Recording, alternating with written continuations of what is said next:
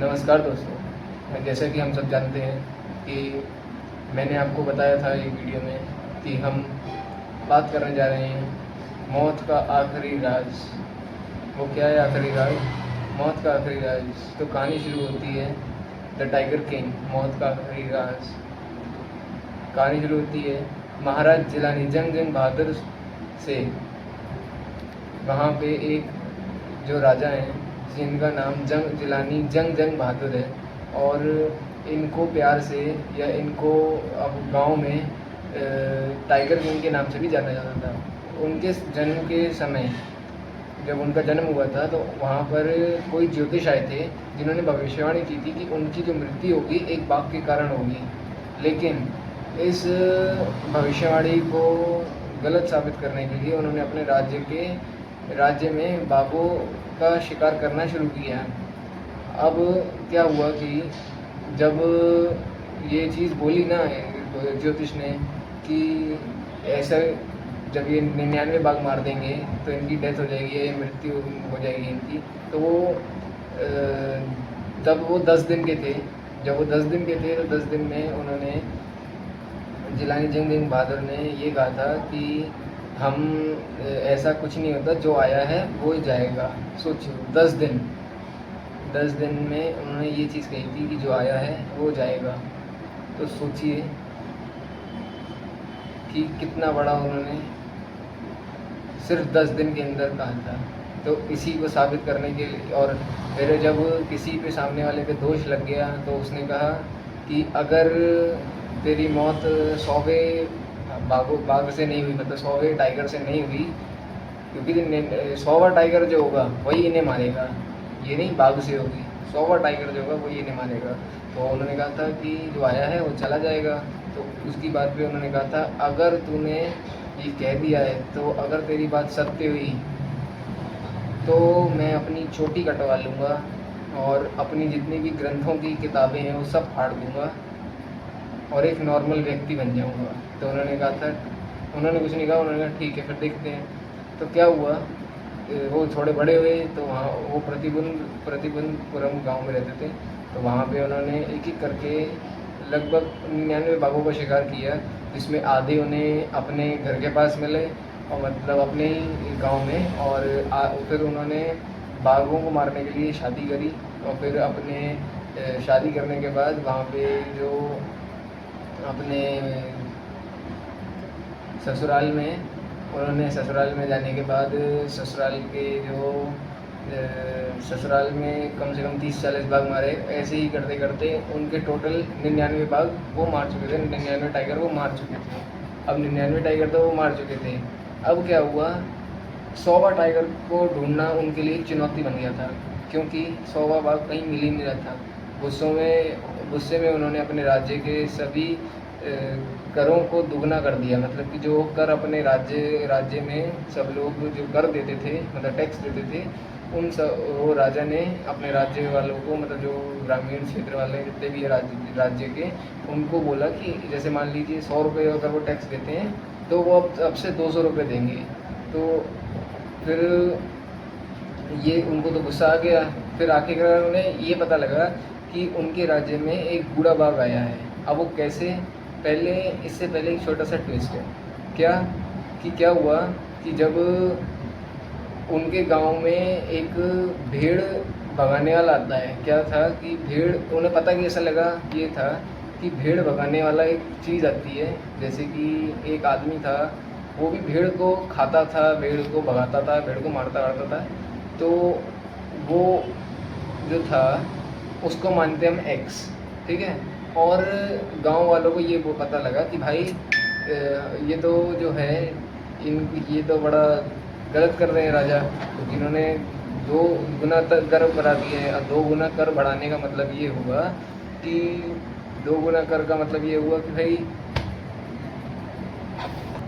जो गांव वाले हैं वो खाएंगे क्या और बचाएंगे क्या।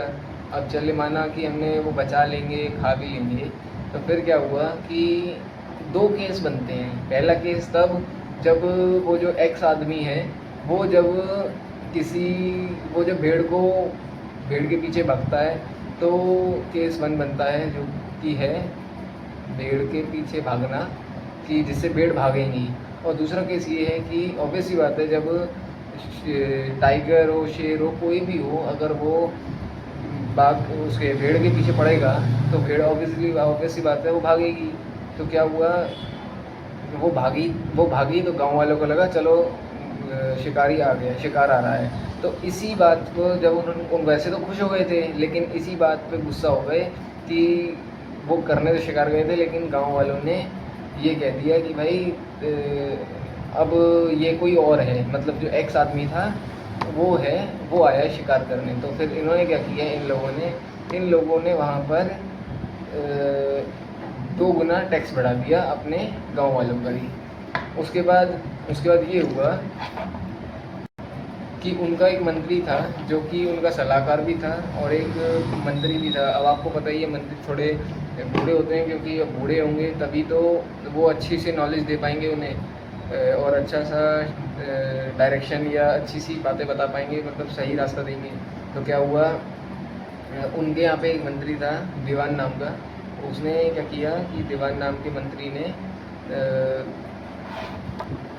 उसने क्या किया कि अब जो राजा था उसको तो बहुत गुस्सा आ रहा था। अब वो इतना पैसा खर्च करता, कभी कहीं जा रहा, कभी कहीं टैक्स बढ़ा रहा, कभी, और फिर वो कर्जे में भी पड़ गया था। अब जब वो कर्जे में पड़ गया तो उसका एक ही मकसद था कि अब वो सीधे या तो अपने जो कर्मचारी हैं या अपने काम करने वाले हैं उसके, जिनको वो पैसा देता है, उनको या तो नौकरी से हटाए और अपने राज्य की गद्दी भी बचाए। तो दीवान नाम के मंत्री ने अपना दिमाग चलाया, उसने अपनी नौकरी भी बचाई और टैक्स बढ़ाने से भी बचाया।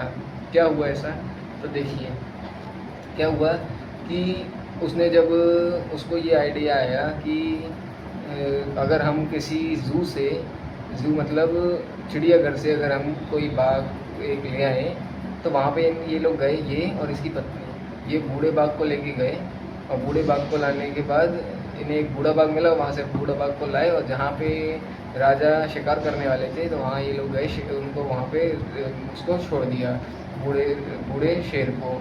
उसके बाद बूढ़े शेर को पहले तो चढ़ाने में टाइम लगा और फिर उतारने में भी टाइम लगा।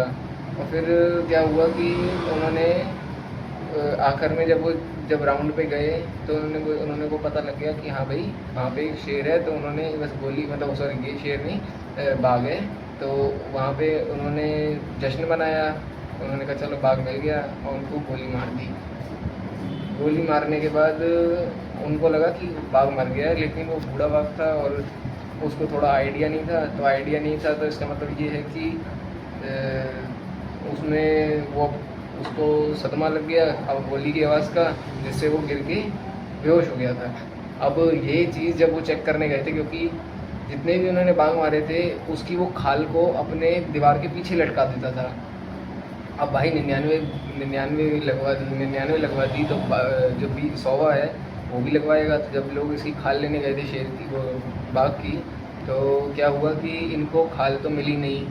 जब ये देखने गए तो शेर जिंदा था। तो इन्होंने क्या किया, जो वहाँ पे थे वहीं उनको खुद ही मार दिया। और खुद मारने के बाद राजा ने तो बहुत जश्न मनाया, लेकिन यही था कि असली तो बाघ मरा ही नहीं था।